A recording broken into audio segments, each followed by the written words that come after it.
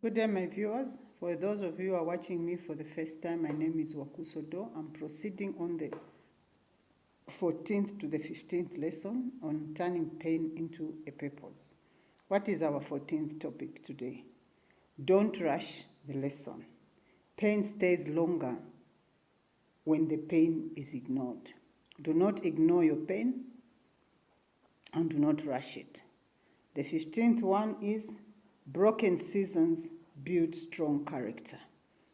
When you come out of your pain, you'll be able to be stronger than before. The 16th one is pain reaches compassion. Those who suffered love deeper and judges less. It's easy for somebody who has gone through that pain to help you and not judge you. So I hope you stay connected, keep following me, share, subscribe. Thank you so much.